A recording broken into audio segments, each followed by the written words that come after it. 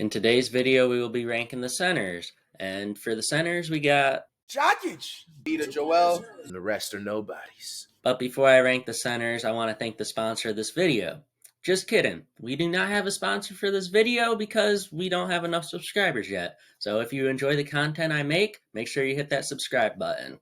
We obviously start with Nikola Jokic at 1.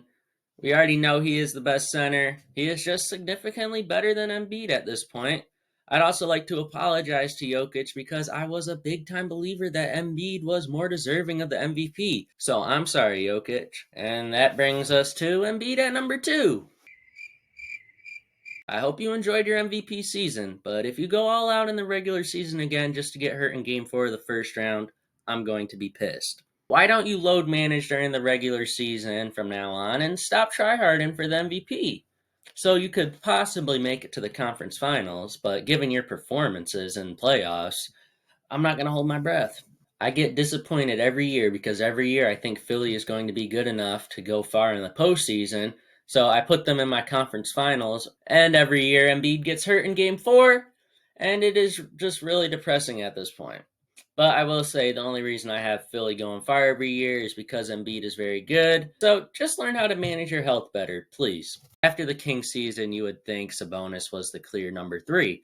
But then we watched the postseason. And let me just ask, what was that performance, Sabonis?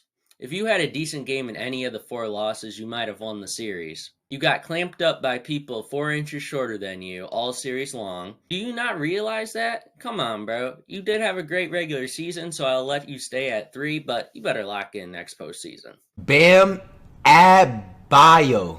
Bam is probably the only Heat player that would elevate his play significantly if the Heat add Dame. Think about it. Bam is not a great scorer at all, but his role has been the 2 option to Butler for the past few years. So if he becomes the 3rd option for the Heat next year, I think he will excel. Now I know, Tyler Hero, he's the real 2 option, but you know, in the playoffs, Bam was. So just pretend like I'm right for a second. Bam is also a very underrated playmaker, and his playmaking ability is above average for a center. Keep in mind that Bam is also a phenomenal defender and is becoming one of the more underrated defensive players in the NBA. But I hope you already know how good he is on the defensive end. I think there is definitely an argument for him to be over Sabonis, and I am kind of questioning myself for putting him at 4. You know what? I'm moving Bam to 3, so just pretend like Sabonis is actually 4 now and Bam is 3 now. Sorry about that, but let's be honest, Bam's better than Sabonis. Yes, I know he was probably the worst acquisition in NBA trading history. I know he is also on a terrible contract. But we are acting like he ain't a top 5 center currently, simply because of his defense. Now, I know in the playoffs, Rudy Gobert often gets cooked, but, you can't tell me that he doesn't make people shake in their boots when he is in the paint. I think people really do forget how big his defensive impact is because of how bad the infamous Gobert trade was.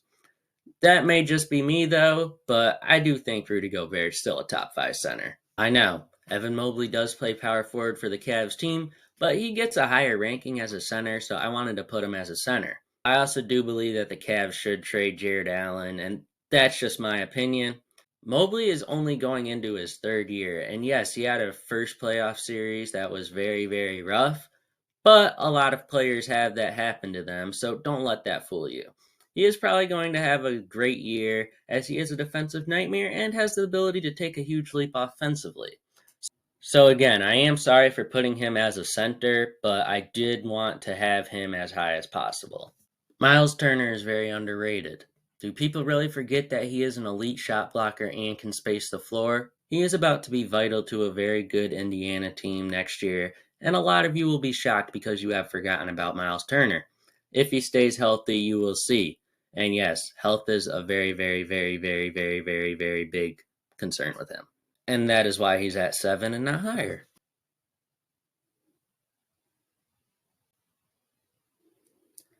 As a Suns fan, I don't even want to talk about Deandre Ayton. But I do want to say, if you're not a Suns fan and you're criticizing DeAndre Ayton, please shut up. You don't have to deal with it. Just stop complaining. You don't know the full story. You're not a Suns fan. Stop. I will defend DeAndre Ayton because he is on my Suns. And that means that if you're not a Suns fan, stop criticizing them.